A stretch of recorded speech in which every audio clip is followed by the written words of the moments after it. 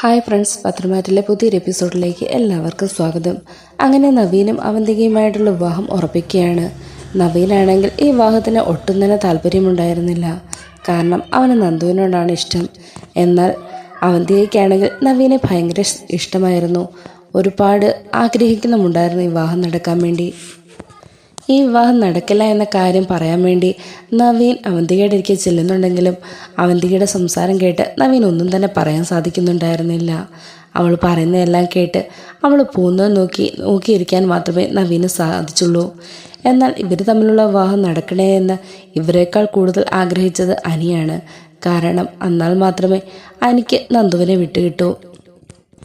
അങ്ങനെ ദിവസങ്ങൾ കഴിയുന്തോറും നവീനാണെങ്കിൽ അവന്തികയെ വിളിക്കുകയോ പറയുകയോ ഒന്നും ചെയ്യാത്തത് കൊണ്ട് തന്നെ അവന്തികയ്ക്ക് ആകെ സംശയം തോന്നുകയാണ്. നവീന് തന്നോട് സ്നേഹമുണ്ടോ ഇല്ലയോ എന്നുള്ള കാര്യത്തിൽ. അങ്ങനെ ഓരോന്നും ആലോചിച്ചിരിക്കുന്ന സമയത്ത് ജലജ വന്നിട്ട് അവന്തിയോട് ചോദിക്കുന്നുണ്ട്, എന്താ മോളെ നീ ഇങ്ങനെ ആലോചിച്ചിരിക്കുന്നേ, എന്തു പറ്റി? ഒന്നുമില്ലമ്മേ. നവീനേട്ടന് എന്നോട് സ്നേഹമുണ്ടോ ഇല്ലയോ, എന്നെ ഇഷ്ടമാണോ, ഈ കല്യാണത്തിന് സമ്മതമാണോ എന്നൊന്നും എനിക്കറിയില്ല. പുള്ളിയാണെ ഒന്നും തന്നെ വിട്ടു പറയുന്നുമില്ല. അപ്പോൾ ജലജ പറയുന്നുണ്ട്, അതെന്താ മോളെ നിനക്ക് അങ്ങനെ ഒരു സംശയം? അല്ലമ്മേ, സാധാരണ രീതിയിൽ ഒന്ന് വിളിക്കുകയോ സംസാരിക്കുകയോ എങ്കിലും ചെയ്യണ്ടേ? പുള്ളി അങ്ങനെയുള്ളൊരു മൈൻഡേ ഇല്ല, ഒന്നും വിളിക്കാറ് കൂടിയില്ല. ഒന്ന് കാണാമെന്ന് വിചാരിച്ചാൽ പോലും പുള്ളിക്ക് അതിനുള്ള സമയമില്ലെന്നാണ് തോന്നുന്നത്. അപ്പോൾ ജലജ പറയുന്നുണ്ട്, അവന് സമയമില്ലെങ്കിൽ നീ സമയം ഉണ്ടാക്കണം. നീ ഇടയ്ക്കിടയ്ക്ക് അവനെ അങ്ങോട്ട് വിളിക്കണം, കാണണമെന്നും ഒക്കെ പറയണം. അങ്ങനെയാണെങ്കിൽ അവന് നിന്നോട് സ്നേഹം തോന്നുള്ളൂ. നവീൻ്റെ വീട്ടുകാർ നല്ല കുടുംബക്കാരാണ്, നല്ല അറിയപ്പെടുന്ന ആൾക്കാർ, ഇഷ്ടംപോലെ കാശും സമ്പാദ്യമൊക്കെ ഉള്ള ആൾക്കാർ. അങ്ങനെയുള്ള ഒരു വീട്ടിലേക്ക് എൻ്റെ മകൾ മരുമകളായിട്ട് ചെന്നാൽ പിന്നെ ഒന്നും പേടിക്കാനില്ല. നിൻ്റെ ജീവിതം സുഖമായി തീരും. അതുകൊണ്ട് എങ്ങനെയെങ്കിലും നവീൻ്റെ മനസ്സിൽ നീ ഇടം പിടിച്ചേ പറ്റുള്ളൂ എന്നൊക്കെ ജലജ അവന്തികയോട് പറഞ്ഞു കൊടുക്കുന്നുണ്ട്. അനിക്കാണെങ്കിലും നവീനും അവന്തികയുമായിട്ടുള്ള വിവാഹം നടക്കാൻ വേണ്ടി അനിയുടെ ഭാഗത്തുനിന്ന് എന്തെല്ലാം ചെയ്യാൻ പറ്റുമോ അതെല്ലാം അവനും ചെയ്യുന്നുണ്ട്. അങ്ങനെ ജലജയുടെ വാക്ക് കേട്ട് അവന്തിക ഇടയ്ക്കിടയ്ക്ക് നവീനെ വിളിക്കാൻ തുടങ്ങി. അങ്ങനെ നവീനെ വിളിച്ചിട്ട് സംസാരിക്കുന്നുണ്ട്. എന്തൊക്കെയുണ്ട് നവീനേട്ട വിശേഷങ്ങൾ? ഒന്നുമില്ല അവന്തിക. നവീനാണെങ്കിൽ വലിയ താല്പര്യമില്ലാത്ത രീതിയിലാണ് അവന്തികയോട് സംസാരിക്കുന്നത്. നവീനേട്ട, എനിക്ക് ഏട്ടനോട് കുറച്ച് നേരം സംസാരിക്കണം. അപ്പോൾ നവീൻ ചോദിക്കുന്നുണ്ട്, അതെന്തിനാ? അപ്പോൾ അവന്തിക പറയുകയാണ്, അല്ല, നമ്മുടെ വിവാഹം ഉറപ്പിച്ചുവെങ്കിലും നമുക്ക് ഒന്നും തന്നെ സംസാരിക്കാൻ പറ്റിയിട്ടില്ല. അതുകൊണ്ട് കുറച്ച് നേരം നമുക്ക് എന്തെങ്കിലുമൊക്കെ സംസാരിച്ചിരിക്കാം. അതിനെന്താ, നമുക്ക് സംസാരിക്കാമല്ലോ എന്നിങ്ങനെ നവീൻ പറയുന്നുണ്ട്.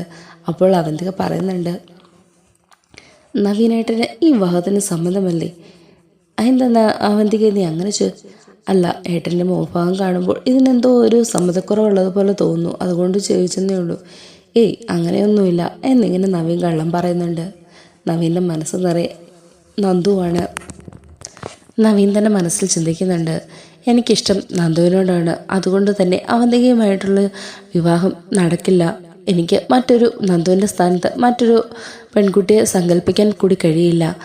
എന്തായാലും ഇക്കാര്യം അവന്തിയോട് പറയണം. അത് ഫോണിൽ കൂടി സംസാരിച്ചാൽ ശരിയാവില്ല, നേരിട്ട് കണ്ട് തന്നെ സംസാരിക്കണം എന്നിങ്ങനെ നവീൻ തീരുമാനമെടുക്കുകയാണ്.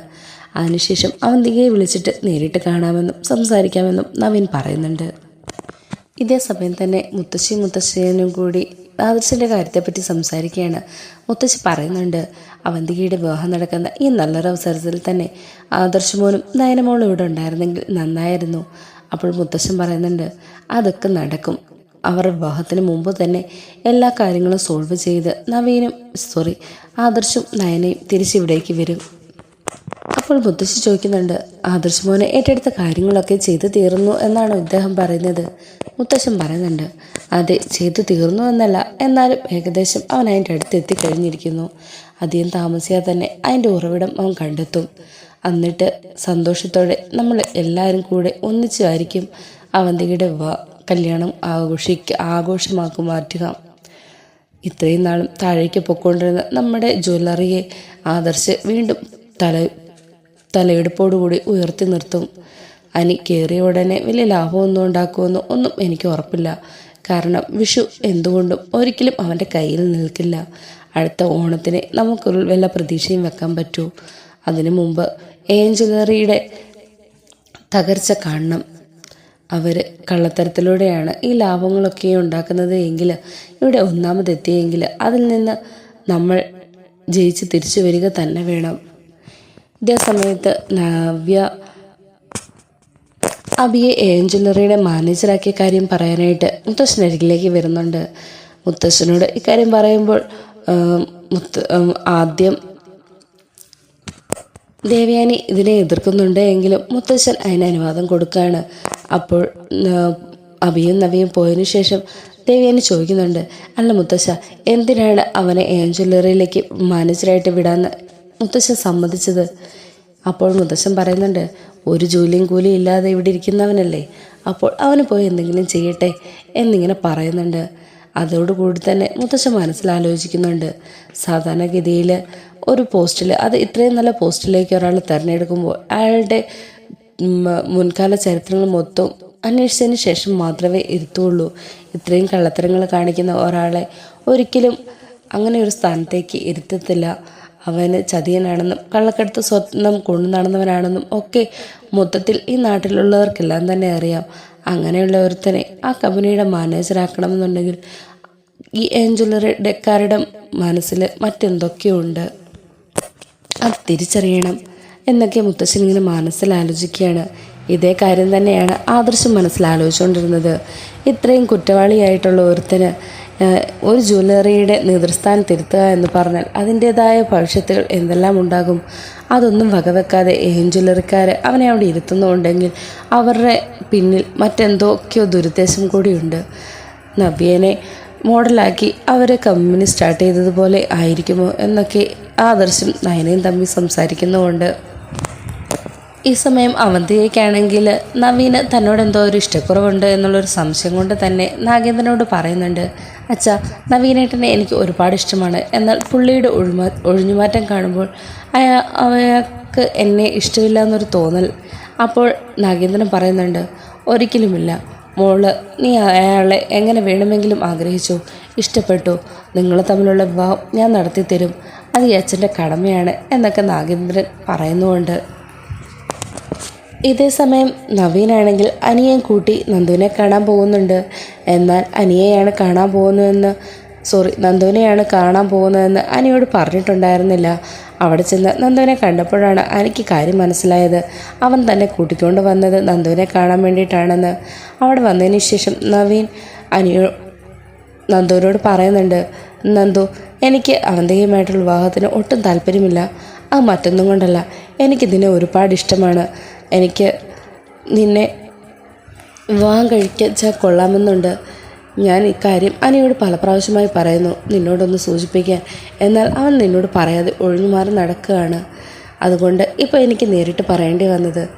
അപ്പോൾ നന്ദു ഒന്നും മിണ്ടാതെ ദേഷ്യത്തോടു കൂടി അനിയെ നോക്കിയിട്ട് നടന്നു പോകുമ്പോൾ നവീൻ പിന്നാലെ ചെന്നിട്ട് ചോദിക്കുന്നുണ്ട്, നീ എന്താ നന്ദു മറുപടി ഒന്നും പറയാത്തത്? ഞാൻ പറഞ്ഞത് നീ കേട്ടില്ലേ എന്ന് ചോദിക്കുന്നുണ്ട്. അപ്പോൾ നന്ദു പറയുകയാണ്, എന്നോട് നവീനേട്ടൻ ക്ഷമിക്കണം. എനിക്ക് ഒരിക്കലും നവീനേട്ടനെ ആ സ്ഥാനത്ത് കാണാൻ പറ്റില്ല. എൻ്റെ ഒരു സ്വന്തം ചേട്ടനെ പോലെ മാത്രമാണ് ഞാൻ നവീനേട്ടനെ കണ്ടത്.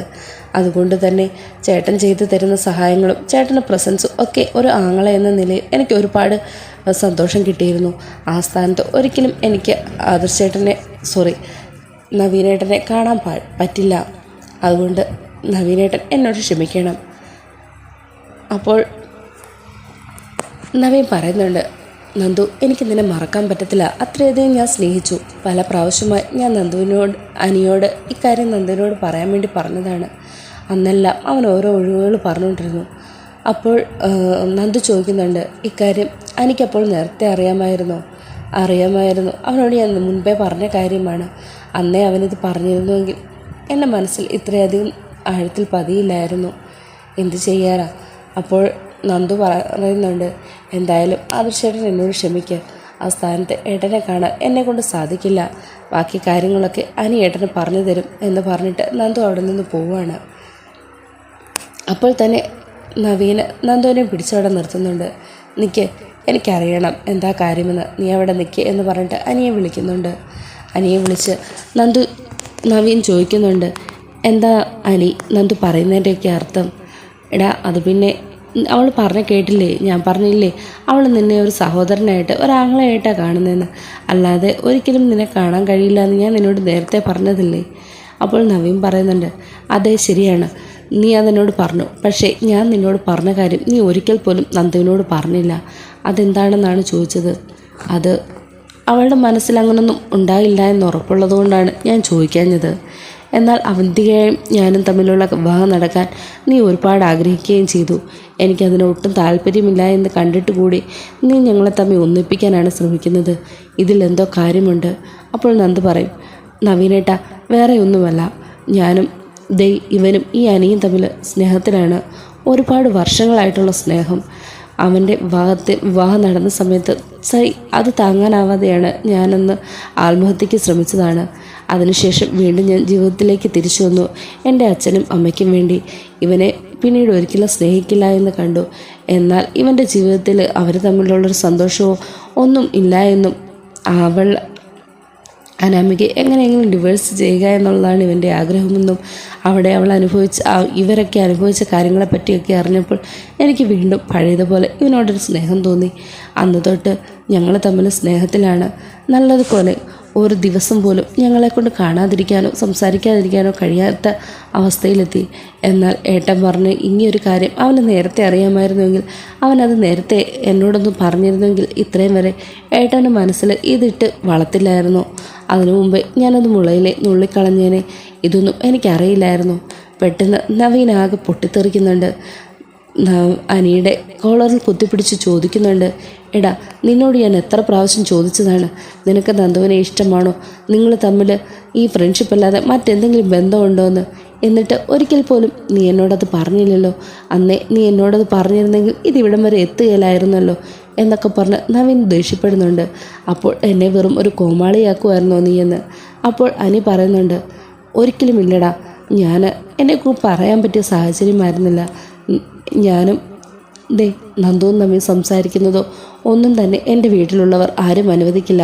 നയനേട്ടത്തെയാണേലും അതേപോലെ ആദർശേട്ടനാണെങ്കിലും ആരാണെങ്കിലും ഞങ്ങളോട് തമ്മിൽ പരസ്പരം കാണരുത്, മിണ്ടരുത് എന്നൊക്കെയാണ് ഓർഡർ തന്നിരിക്കുന്നത്. അങ്ങനെയുള്ള അവസരത്തിൽ നിന്നോട് ഇത് പറഞ്ഞാൽ ഏതെങ്കിലും വിധേനെ വീട്ടിലുള്ളവർ അറിയുമോ എന്നുള്ളൊരു പേടിയായിരുന്നു എനിക്ക്. അപ്പോൾ നന്ദു വന്ന് ചോദിക്കുന്നുണ്ട്, അത് ഞാൻ സമ്മതിച്ചു അനി, പക്ഷേ നിനക്ക് നവീനേട്ടൻ്റെ മനസ്സിൽ ഇങ്ങനെ ഒരു ഇതുണ്ടെന്ന് എന്നോടെങ്കിലും പറയാമായിരുന്നു. അതെന്താ നീ പറയാഞ്ഞത്? അത് പിന്നെ അതെ, എല്ലാം എൻ്റെ തെറ്റ് തന്നെയാണ്. ഞാൻ നിന്നോട് പറയേണ്ടതായിരുന്നു, പക്ഷെ എന്നെക്കൊണ്ട് സാധിച്ചില്ല. നിനക്കതിന് ഒട്ടും തന്നെ നവീനോട് ഇഷ്ടമില്ല എന്നുള്ളത് കൊണ്ടായിരുന്നു ഞാൻ പറയുന്നത് എന്നൊക്കെ നവീൻ നിന്ന് ഉരുണ്ട് കളിക്കുന്നുണ്ട്. എന്നാൽ തന്നോട് ഇക്കാര്യം മറച്ചു വെച്ചെന്നുള്ള രീതിയിൽ നന്ദു അവിടെ നിന്നും അനിയോട് പിണങ്ങി പോവുകയാണ്. അതേസമയം തൻ്റെ കൂട്ടത്തിൽ നിന്നിട്ട് ചതിച്ച് തന്നെ ഒരു കോമാളിയാക്കി ചിത്രീകരിച്ചു എന്നുള്ള പേരിൽ നവീനും അനിയോട് പിണങ്ങി പോവുകയാണ്. ഇതേസമയം ജ്വല്ലറിയിലെ സ്റ്റാഫായി മാളവികയെ കയറ്റിയതിൻ്റെ നിന്നും മാളവിക ഓരോരോ തെളിവുകളും വീഡിയോകളും ഒക്കെ സംഘടിപ്പിച്ച് ആദർശിനെ ഏൽപ്പിക്കുന്നുണ്ട്. അതിൽ നിന്നും അവന്തിക നാഗേന്ദ്രൻ്റെ മകളാണെന്നും നാഗേന്ദ്രനാണ് ഈ ചതിയെല്ലാം ചെയ്യുന്നതെന്നുള്ള കാര്യങ്ങളൊക്കെ മനസ്സിലാകുന്നുണ്ട്. സ്വന്തം മകനെയാണ് ജ്വല്ലറിയിലെ സ്റ്റാഫായിട്ട് ഇരുത്തുന്നതെന്നും ഒക്കെയുള്ള എല്ലാ സത്യങ്ങളും മാളവിക കണ്ടുപിടിച്ച് ആദർശിനെ കാണിക്കുന്നുണ്ട്. ഒരു വീഡിയോ രൂപത്തിലാണ് ഇതെല്ലാം കാണിക്കുന്നത്.